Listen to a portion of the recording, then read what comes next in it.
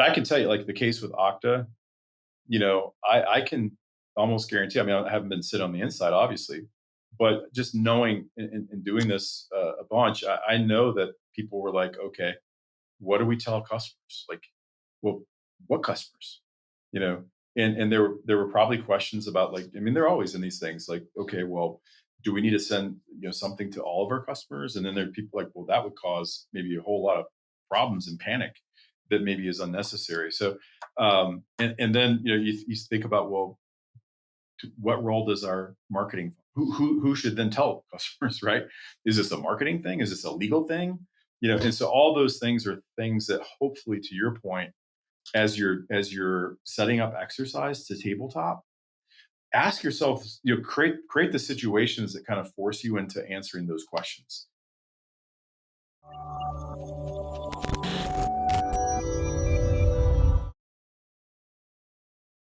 Hello, and thank you for joining the Cybrary Podcast. I'm Will Carlson, Senior Director of Content here at Cybrary, and I have the distinct privilege to be joined today with Cybrary CEO, Kevin Haynes. Kevin, thanks for taking the time to join us today. I appreciate it.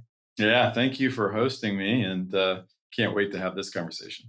Yeah, this is going to be an interesting one. I'm sure the audience has been following some of the developing events around the security incident that Okta is responding to right now. And some of what I want to talk to about that is, what are the facts around that event as we know them today, as it's continuing to evolve and we're continuing to learn more. But I think maybe more importantly and more interesting to me in this particular discussion is, what does that really look like on the inside of an organization that could be going through something like that? And the propensity that cybersecurity professionals outside those organizations have to kind of point fingers and assign blame, and how, from your experience, how that's easy to do, and what we might be able to do as an industry that's more helpful and constructive than that.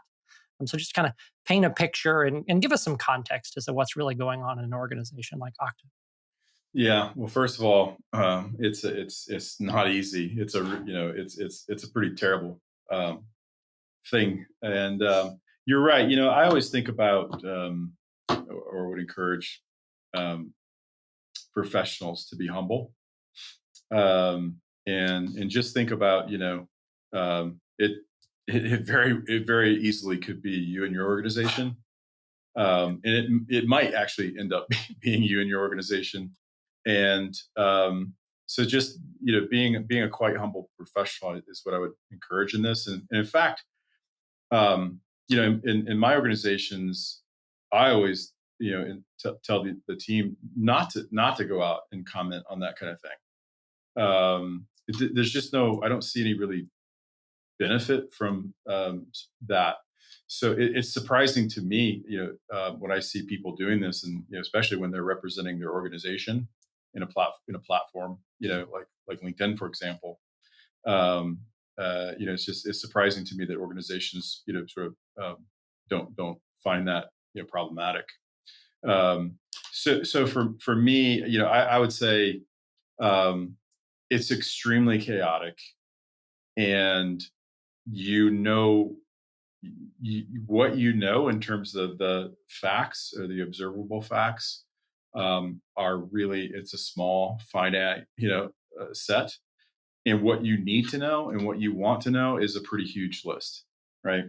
And everybody starts beating down the door to that very long list of things that you don't know.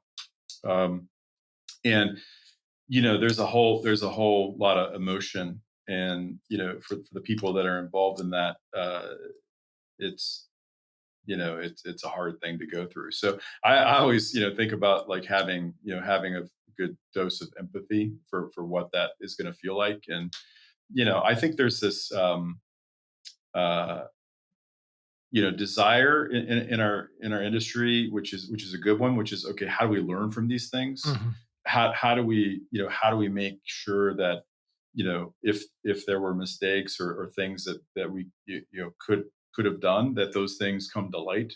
Or how do we make a continuous improvement in how we handle notifications, or how we handle these things, whether it be internally or externally or both?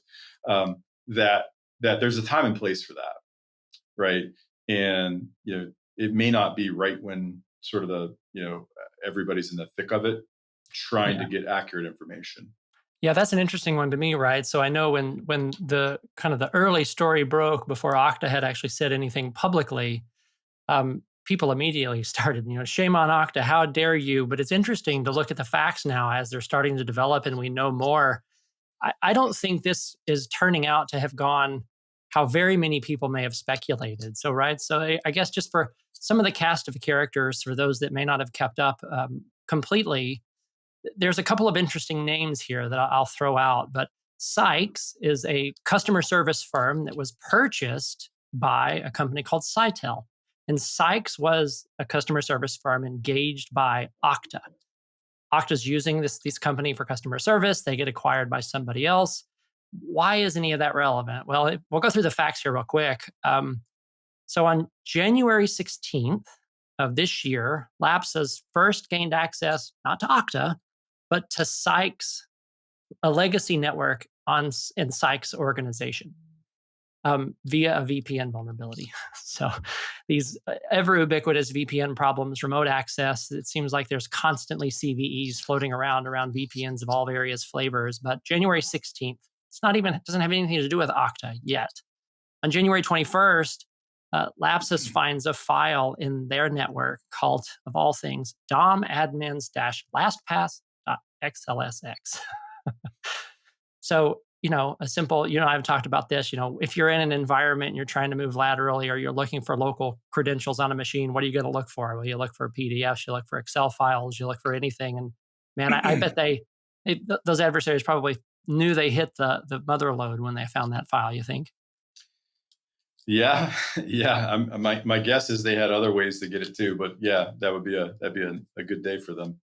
Yeah, no doubt. And then so they quickly pivot from there, and then they compromised Cytel's or Sykes' Azure environment and created a tenant administrator account, which is, a domain or enterprise admin on steroids across the cloud environment, across on-prem in a lot of cases. It gave them the keys to the kingdom.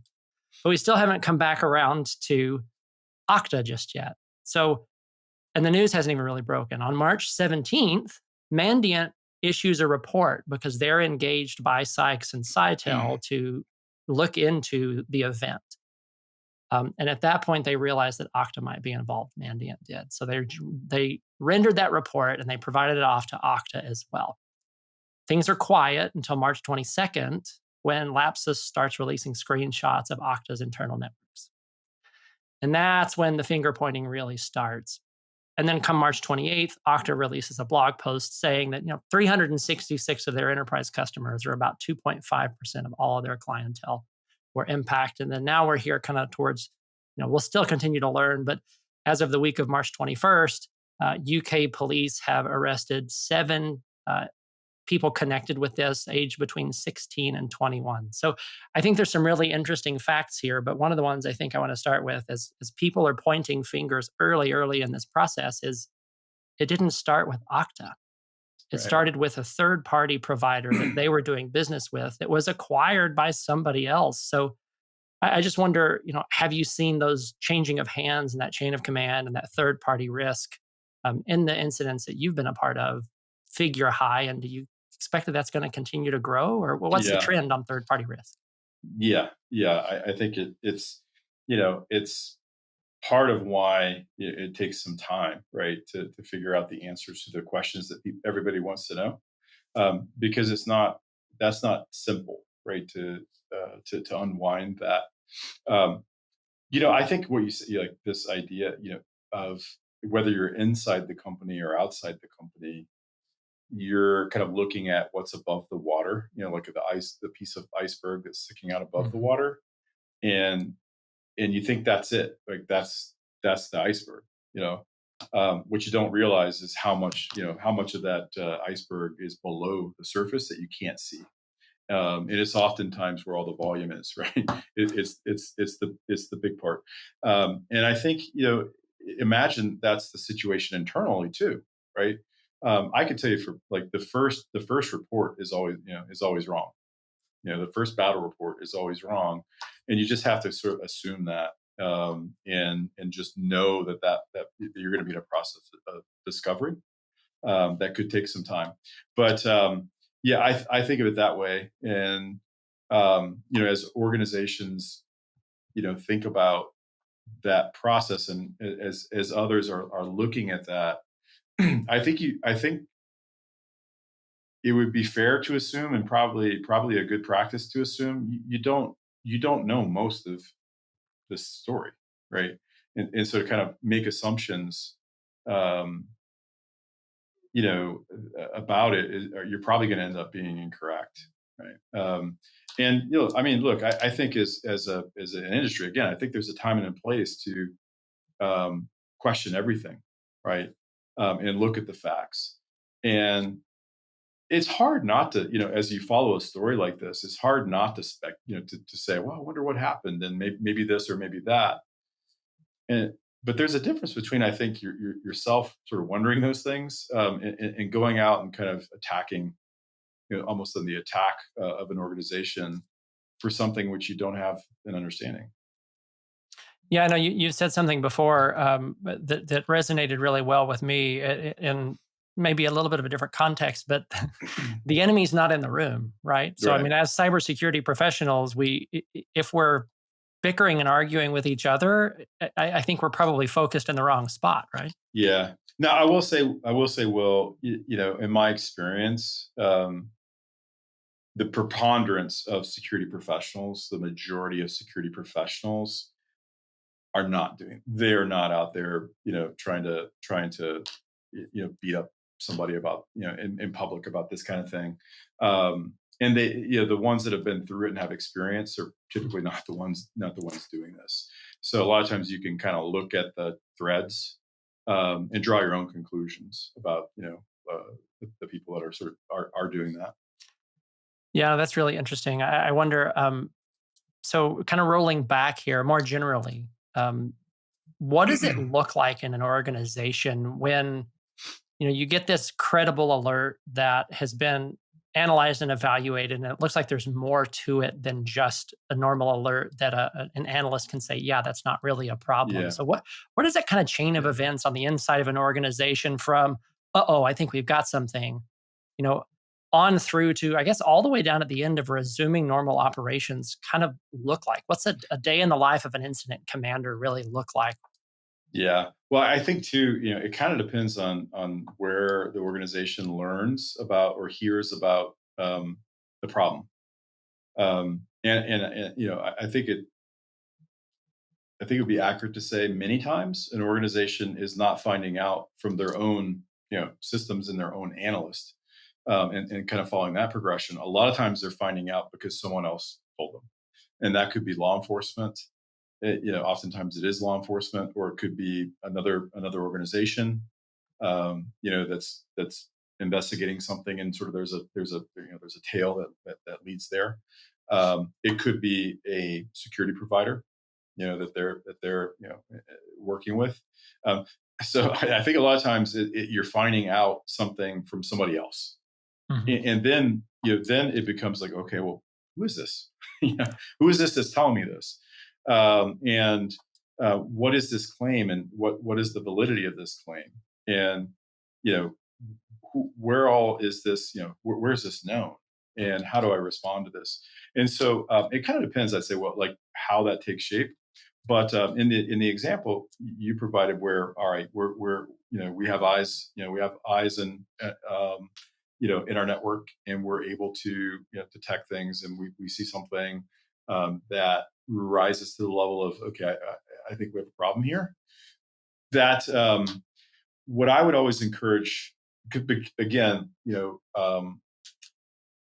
it's understanding what, sort of the context, Mhm. because I would say it would be is that something that's, impacting, a non-critical system, or something that's in maybe a dev environment, or that's a little different than if it's like my Oracle financials, for example. So kind of like the context really matters. So oftentimes that's going to just take some time, because a lot of times what you'll get is an IP, or a machine, and then you got to, like, okay, let me figure, what is this? What is this? What is the function of this thing?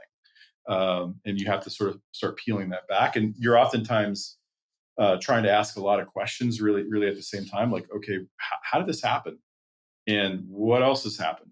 Back to, okay, I can see that I can see the ice above the water, but knowing that there's probably a giant or could be a a big block of ice underneath the water, like how do I sort of bring visibility to the whole extent of what we're dealing with and get to operational sort of ground truth. Um, Mhm. and I would say there's going to be a lot of iteration and a lot of things that are maybe concerns that don't prove out to be concerns, and maybe things that you didn't think of as a concern or didn't even think about that are concerns. And so you're trying to think about, all right, how do I organize? And by the way, everybody has a day job, you know, and in certain cases you're thinking about, oh, who do I tell? Like, who do I need to tell? And organizations that practice this and do tabletops and other kinds of um, uh, scenario based Mhm. approaches to these things, where they bring in people from the various areas of the business to run a scenario like this in a safe way. They're better, because, like, I will tell you, like, some of the most common questions are, who do I call? Like, who's involved in that part of the business where there's this issue? Like, or it could be, well, gosh, I wonder if we need to tell our customers about this. Like, what are we supposed to do, or what do we need to do, or obligated to do, or how do we tell so and so? The CEO, he's not going to take this well. Who should tell him? Well, maybe he's out of town or she's out of town. Do we? What's the protocol? Do we call in the middle of the night? How do we do all this? So does legal need to get involved? So just knowing, like, okay, who's who in the zoo, and having all their contact numbers, hopefully cell phones, and this is a practice rehearsed thing, would be good. But I say a lot of times that's not the case. So you're literally dealing with, okay, who's who in this organization that needs to be involved in this or informed about this, and how do we do this in a way that protects the integrity of the situation, because it's probably still ongoing. And what I mean by that is kind of operational OPSEC. So kind of depending on what you're dealing with, it could be something where you need to worry about um, who and how you communicate with. So a lot of times you may need to think about, all right, Mm. is this something that I can kind of organize and send emails about what's going on, because maybe the threat actor is sort of reading emails. In your email, yeah. And I've worked cases where the threat actor was not only reading emails, but they were looking at calendar invites, and joining calls about the investigation. Ugh. And so sort of listening in. So I mean, you need to think about all those things. And I would say, from what I would try to encourage uh, people to do, which I think allows you to kind of, it allows you a way to kind of move forward when you don't have all the facts. Because one of the things that you kind of happens sometimes is everybody wants the facts. You want to be accurate and you want to get the full picture. That can take some time.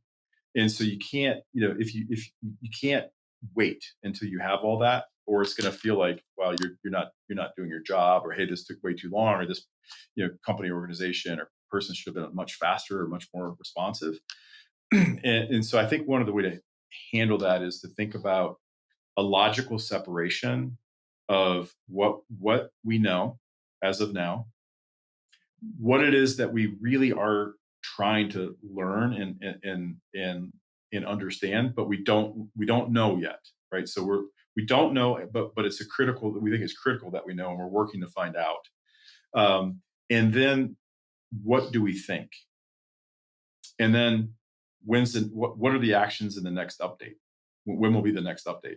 And so what I've seen in a lot of cases, because it's chaotic, and because there's a lot of people involved, and it's very, very fuzzy, and it's a pressure cooker.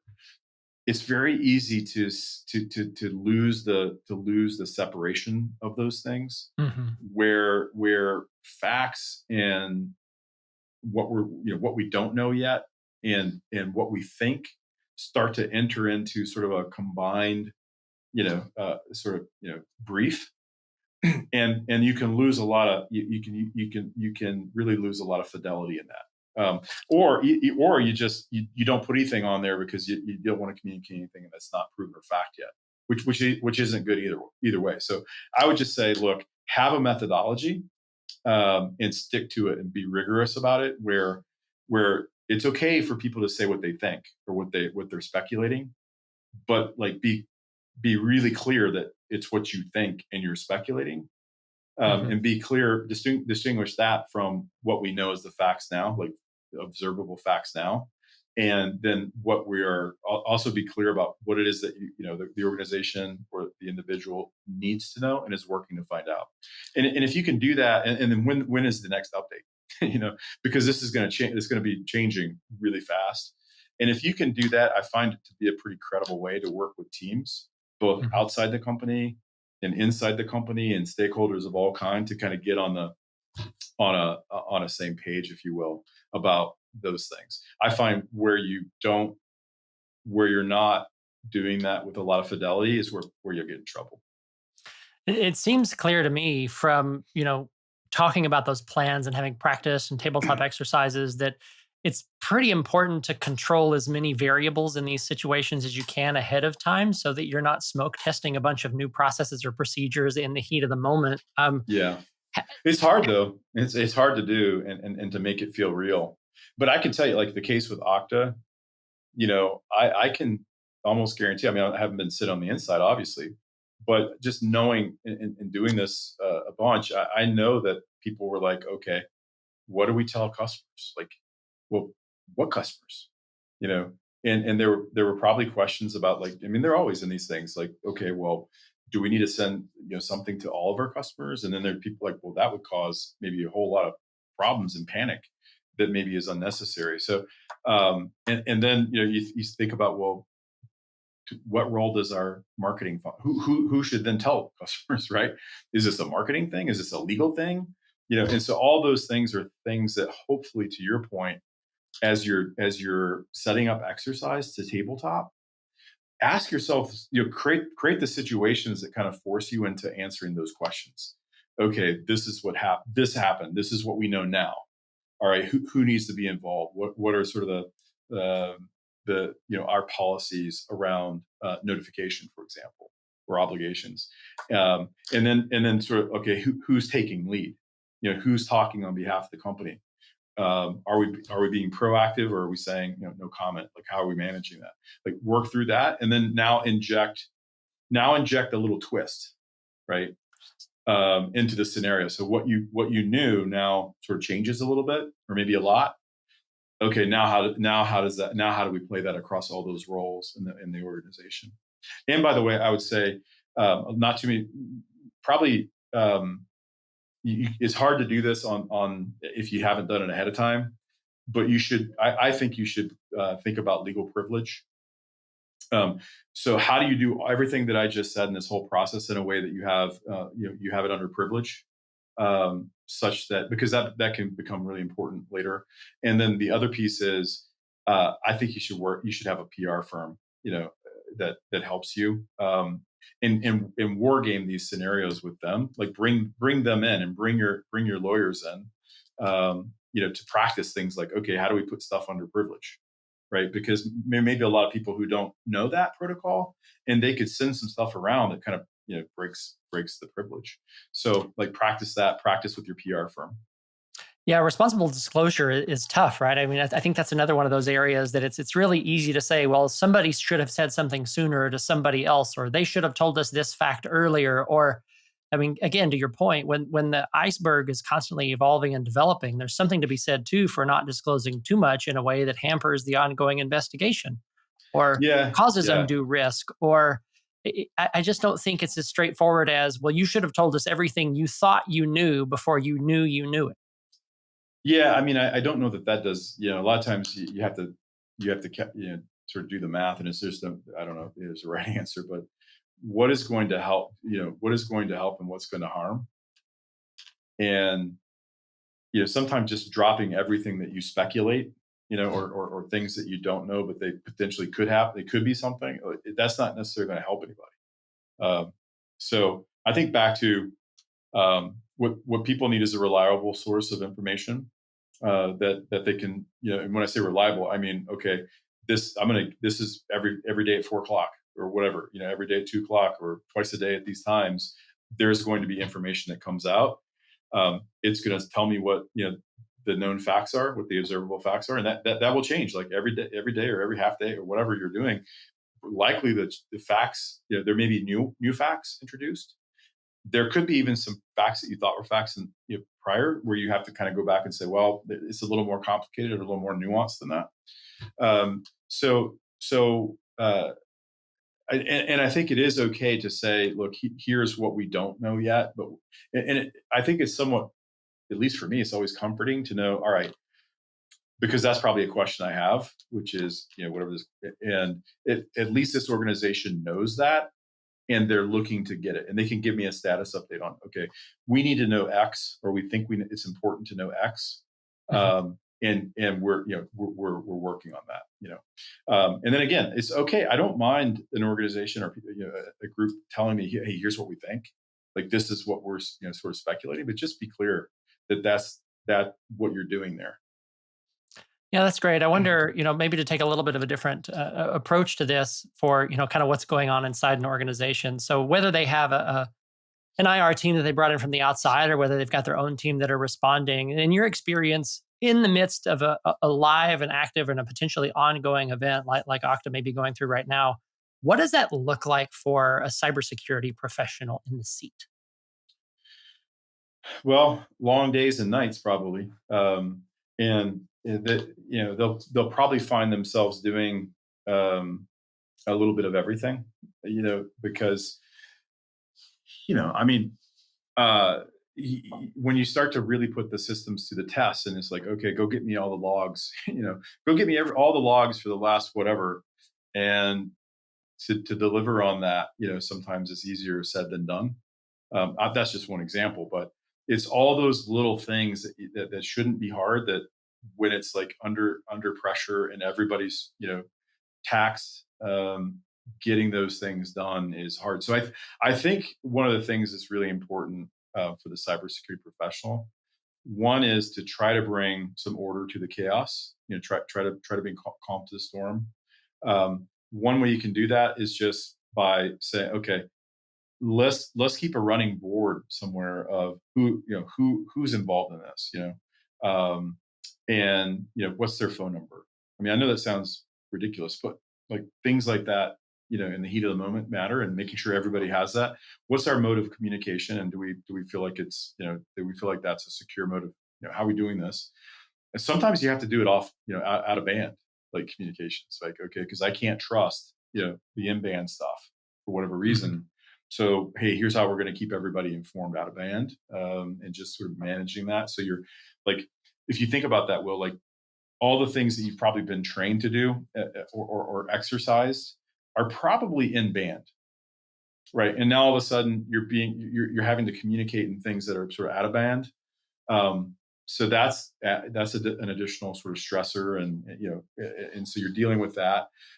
You're dealing in a lot of cases with people like me, CEOs or whatever, that are really worried. They may not have they may not have seen this. Like, they're not, security professionals deal with these sorts of things, a lot usually. Other executives maybe not. Maybe this is the first one that or the first big one that they've had to deal with, and so they can react in ways that don't help, and they can ask good questions that just, it's not time for those questions yet. And so, like, as a security professional, you're trying to, okay, how do I tell this person, like we don't have that yet, and the incessant asking about it, or banging the drum, or forcing everybody over here is going to take away from us ultimately getting that answer, right? So it's security professionals dealing with a lot. I also think that what I said earlier is a real thing, which is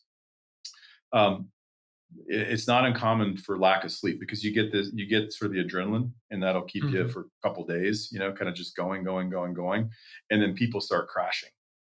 And when people start crashing, and everything, and the work can't stop, it gets really scary. So I think as anybody who's a professional or a leader or anybody can do this. It doesn't have to be a manager or whatever. Anybody can say, "Hey, time out. Let's see where we are with people's mental state and their physical state, and start thinking about maybe being proactive around a sleep like a sleep watch, where who's on who's on watch, but you're also making sure people are out getting some sleep, because it'll happen so fast. It'll happen so fast, and you'll just see them, and they'll just fall over, Mm. right? And then they're gone, for like 10 hours or something. So being proactive about that, I think, is important. Yeah, I think it is interesting, right? So these are potentially sustained engagements that are massive projects that far eclipse a single person's work schedule or ability to stay up Yeah, and in a seat, which I think begs a whole host of other questions and problems of, so let's say we have that framework of here's the things we know, here's the things we're yeah, speculating, here's the things we're out to find, but then there's all of this handoff and transition. I mean, some of these things can take days and days and days and still be active. We're not even yet to the point where we've locked things down and can breathe a little bit and do a little bit of, you know, maybe quieter forensic research after the fact, after the adversaries have been rooted out. yeah. And just the, how does that work? How do you manage a sustained engagement like that and make sure the handoffs go well in a Well, big project? I think you alluded to some earlier, like an incident commander. There's incidents, and then there's kind of larger incidents, like what we're talking about now. Not every incident is going to be like this. Like people sleeping on the floor and Thankfully. yeah, thankfully. So I think those that we're talking about now that tend to be like that bigger sort of incident. Um, you probably want to consider an incident commander, right? And it doesn't that the incident commander doesn't mean the most senior person in the organization by any stretch. It probably means the most experienced, who's been through this sort of stuff a bunch of times, and can see around the corners the most, and who also is vocal and has can lead. Um, and so establishing that will help a lot, because then you can start to basically get a work streams, threads that need to happen. Maybe we need to get all this information off the EDRs. Maybe we need to get somebody over here working on network logs. Maybe over here we need to get somebody who's plugged into our crisis comms, and answering questions, because questions are starting to come in from here, and we need somebody plugged into that. Maybe there's somebody who's plugged into the compliance risk piece of this, where Mhm. there's certain disclosure notifications that have to happen in a certain amount of time, based on their jurisdiction. So, like, thinking about, like, okay, how do I divide and make sure that we're taking care of the essentials?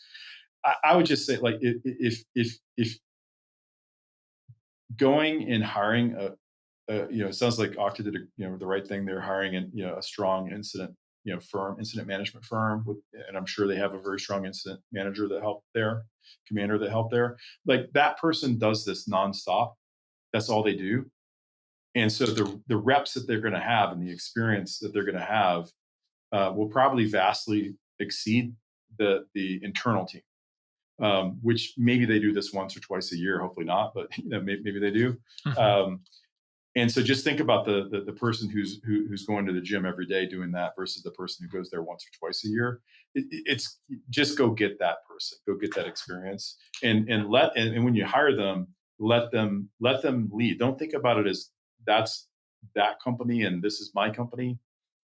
Like, really put the resources together as a team, around that incident management team and that incident commander, and let them do their job, because they generally know what they're doing. Yeah, it seems very much like the comment you made earlier about bringing order to chaos. And that's just another way to do it and make sure you're managing all those handoffs well. And you've got somebody with line of sight to the end goal who's kind of coordinating all the many parts and pieces. Because, I mean, just to hear you talk about it, there could be many, many more than maybe some cybersecurity professionals think, right? This quickly balloons to be more than just an analyst looking at logs to try to figure out what systems were potentially impacted. Yeah, I mean, hopefully that's the extent of most of them, right? And we can either say that we mitigated it, or we prevented it, hopefully, or or it was something we detected and we caught it in time before it was able to have the impact on the objective that it was hoping to, and we contained it and we deal with it, right? I mean, that's most of it, but when you're dealing with something like what you're, the subject of this podcast, that's a different animal, right? And I can tell you, like, yeah, it's going to be everybody and their dog, is going to be involved in that thing, right? And so it will be very chaotic, and so you do have to have an experienced lead who's setting the pace and taking care of the things, like making sure people are have their everybody's numbers, who the contacts are. You're making sure you're following the right process. Maybe there's a chain of custody you need to worry about. All those things that someone who's going to be thinking about that because they've just done it over and over again, versus you having to make it up as you go, because you'll get it wrong. Yeah, no doubt. You mentioned earlier too the here's the things we know, here's the things we think, and here's the Yeah. things we're out to try to solve. So kind of living in that speculative space. I wonder for the audience and for cybersecurity professionals, are there any skills or frameworks, or how do you get better at that piece of it? So you got an adversary who's come in, you Mhm. know that something's happening, and now I'm living in this world where I'm having to anticipate without all the facts what they might have done, where they might have gone. What information is helpful to that person in that seat, be it a skill that they ought to have or Mhm. an internal piece of collateral that they need to have about high priority or high profile machines in the environment. It's just a really interesting spot, right? So you're living in that gray area, you're playing sleuth a little bit, having to Yeah. put yourself in the shoes of what the adversary could do. How do you get better at that piece? Well, I think it's exercise. It's the reps, and I think it's being curious about um, what it is we're protecting. Because the theory I have is you can't protect everything all the time, right? So pick, right? Um, and and so if you have to go through the exercise of picking, I mean, if you subscribe to that theory that I said, then you have to sort of then say, okay, well then how do I pick, or what do I pick? And that they'd be really curious about the whys of that. Like, okay, what is most critical to the organization? Um, what are those what are the threats, the things that could threaten those things? What are the use cases and how might they show up? So if these are the things that we really need to protect, um, and these are the kinds of, you could take a general pass at, like, if these are the sort of threat groups that probably would be most interested in those kinds of things, um, then you can think about, okay, well, how might that transpire? What would that kind of look like, in terms of a campaign, or how might they be thinking about that? Mhm. Because it's one, it would be a little bit different, right, depending on what it is that you have and what they might want and who might want it and what they would do with it. So I think that's a start. Just a mapping of that and being really curious. And you can't do that alone. You need to go talk to people inside the business to understand, well, what, because it could be something that you're not thinking. Maybe you're thinking, hey, it's this process over here, or this intellectual property we have, that Mhm. would be. But if you talk to the business, they may say, no, actually, it's the access that we have into these, our partners. For example, maybe that's a thing. So really kind of working that across the organization, I think, needs to be collaborative with a lot of different groups to really understand what you have, and who might want that and what they might do with that. So that to me would be the way to approach that and break it down into a problem that you can take in chunks. And then once you have that, you can start to think about, all right, well, how do we put, what's the control environment around that, right? How do we think about prevention, detection, response? Um, like your point about, do we know what the assets are, and the applications on those assets and who owns the applications, and all those things that kind of go into a security program. Yeah, it seems like there's so much to know and learn and do. You've mentioned a couple of times the reps and the practice. In the heat of the moment seems certainly the worst time to begin practicing those things. And then I think Yeah. too having that collateral, knowing what's important, knowing how you're going to respond, knowing who you're going to tell. It's interesting too. You made the comment about communications out of band. Like so many organizations I know, their phones are all VoIP. Yeah. They're all very Yeah. much in band. And now that all of a sudden those networks may not be secure, they haven't even thought about how they're going to communicate out of band. They Yeah. don't. Or they may be locked up. They're like, it could be a security issue, or it could be just an availability issue, right? It could be either one, but how do you do that? I think those are things that teams can practice. I do think that um, just starting, and not try not to overcomplicate it too much, because you can always add complication.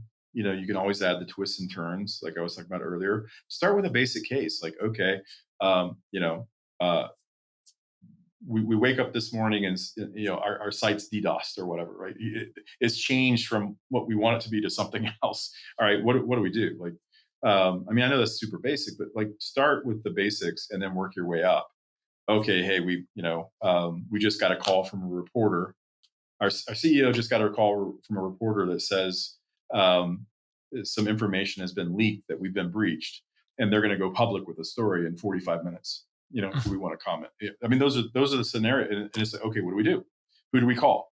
How do we work that? And then just start building that up, and create those scenarios where it feels pretty real. And I'll tell you, like, in organizations that I think do this well, they start out, everybody kind of knows that this is an exercise, it's a drill.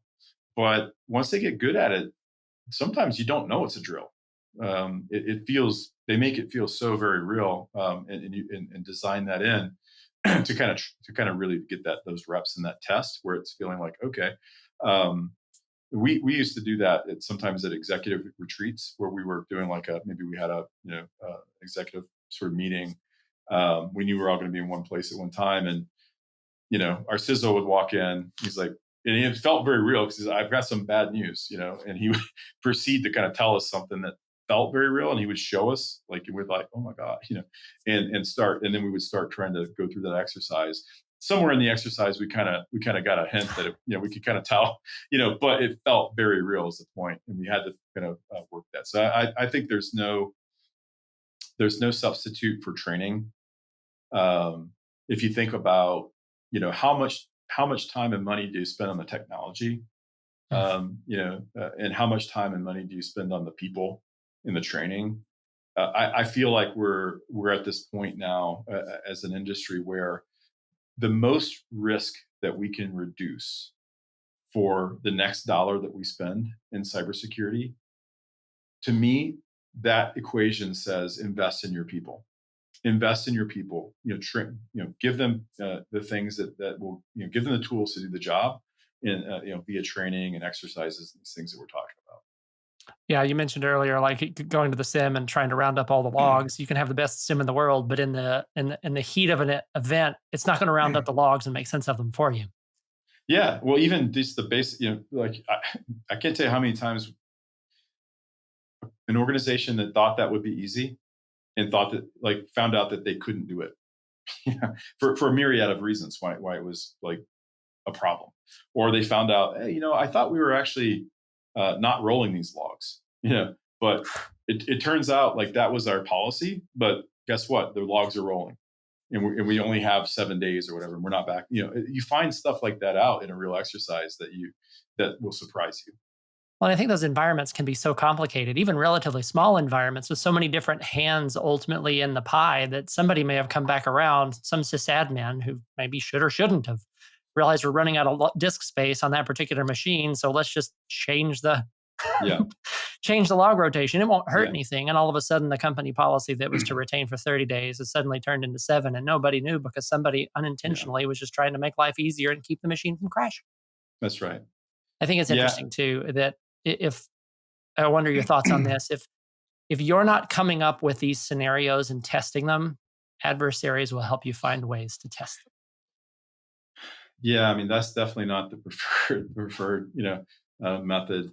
I will say, I will say, if you can survive, hopefully, the intact, a team go through something like this, just like any sort of majorly emotional and tough situation, a team can actually come at it on the other side better than they were. I mean, they're going to have some scars, and but oftentimes not the whole team doesn't come through intact, right?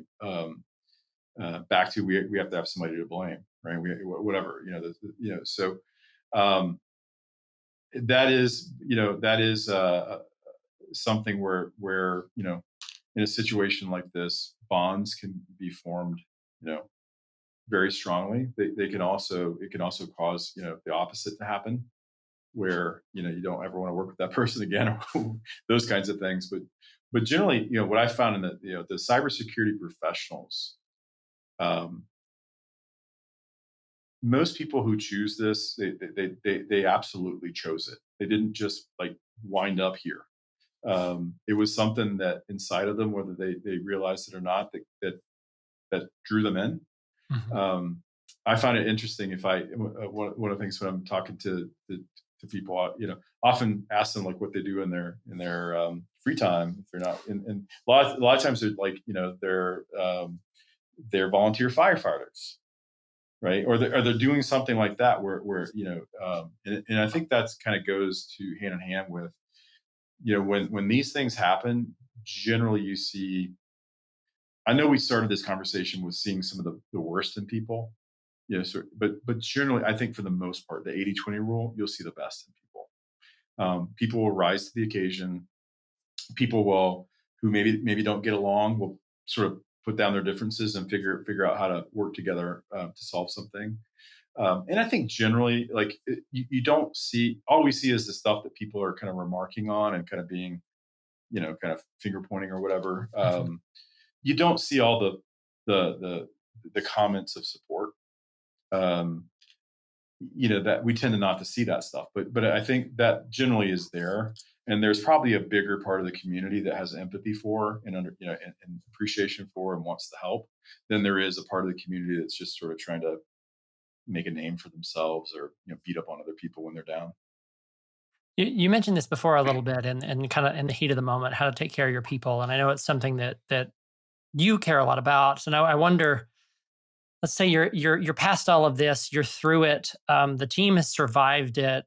Um, they've certainly gone through a grueling amount of effort, probably a lot of lost sleep. I Yeah. wonder, at the end of it, how do you take care of your team? Yeah. Well, don't wait till the end. It's like, don't wait till the end because you may not get to the end, or they may not get there. Um, I think a couple of things. One is think about the opportunity for them to tell their stories, um, to the broader organization.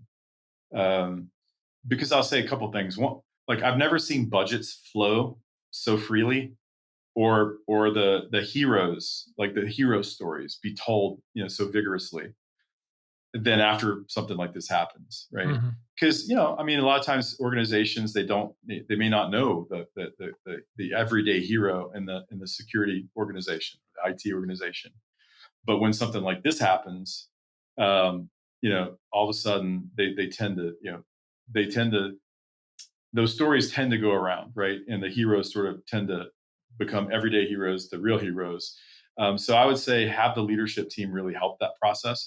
I think the team's probably, it could happen anyway, but if the leadership team is really there to support and help tell those stories, it can not only help the team to feel valued and that and like they really helped, which everybody loves.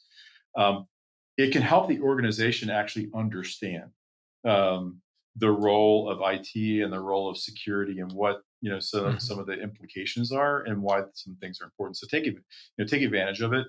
The other is it's a great time to ask your team, hey, what what could we have done, better in retrospect. So do some retrospects about what could we have done, whether it be um, process tools or people, and how do we make this place a better place?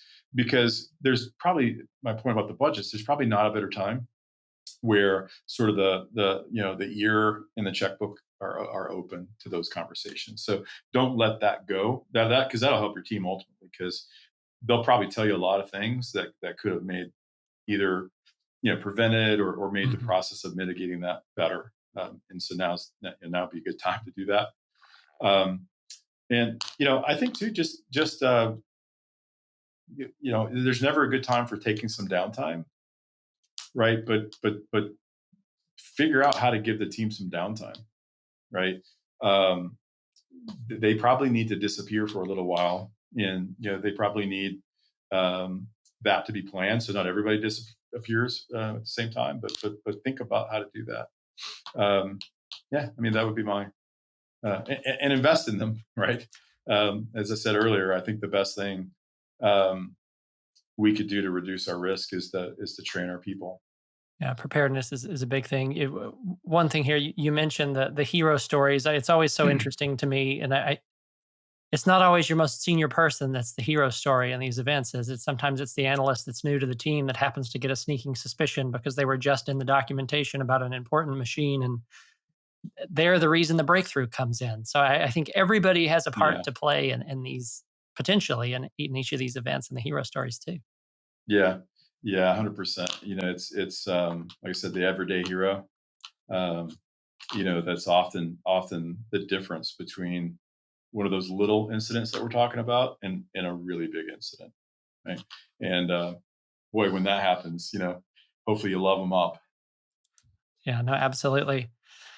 Thank you so much, Kevin. I guess here, as we kind of come to a close here, if we were to kind of walk away with the audience and give them a couple of action items or next steps about things they could be thinking about or things they could do next to help, Yeah, themselves or their organizations be better prepared, heaven forbid that this is, their organization next, be it a large or a small incident. What can they yeah. be doing? How can they be better prepared? Where should they be I'll give spending you their my time? list. I loved your list. My list would be one is think twice before you go out and sort of start posting in an inflammatory or an accusatory way without the facts, because it really doesn't help anybody, to include yourself or the organization you're associated with. Um, Please understand that I'm not saying that we shouldn't have really meaningful discourse, and learning from whatever happens. We should, right, and we should ask lots of tough questions and those retrospectives. All I'm saying is just understand, and have some empathy and professional. Be a professional, humble professional. Yeah, we live in Um, an assumed breached climate, right? So it could yeah, absolutely be you this could next. be you tomorrow, right? And the good chance that it could, will be, right? So think about that. Number one. Number two, exercise and reps. Um, you don't have to have a lot of, advanced stuff to do this. It can be as simple as putting a scenario down on a document, right? And getting the right people into a room and just walking through, hey, this happened. What do we do? Like, who needs to be involved? What are our policies? Even simple things like, okay, at what point, does it become, you know, this person's call to that person's call? For example, um, if it's 200 customers, is it the responsibility of head of sales to sort of be the person who's running point on that and sort of making the Mhm. decisions? If it's at all customers, does that trigger yet something different to happen? And I think thinking those through, like you said, it is not good to think that through at the time. So as much as possible, try to tease that stuff out, in all the scenarios, in a place where you're proactive, right? You're Yeah, I think proactively doing it. any cybersecurity professional at any level of the organization can ask some pointed questions to those along those lines. Like, do we Yeah. have an incident response plan? Can I see it? Hopefully you have one. Yeah. And Yeah. if you don't, build one, right? Again, there's lots of templates out there. There's lots of best practices. Just start. Um, and I think, probably the third thing I would say, if you're, staying, humble professional, if you are getting the reps and exercising and being proactive, no matter what role you're in, it doesn't matter if you're a leader, manager, whatever, individual contributor, everybody can step up in this and provide leadership in that area. I think the third area would be, either invest in your team if you're the person that has that accountability and responsibility and ability to do that, or if you're a team member um, that relies on someone else to make that decision, help them make the case, right? Help them understand how investing in the team proactively is a good thing, right? Um, because oftentimes those are the things. I hate to say it, but we sometimes kind of put investing in the people down the list somewhere. Yeah. And I'd encourage people to sort of twist that around and think about, all right, how do we invest in the people? Further up that stack of things that are really important.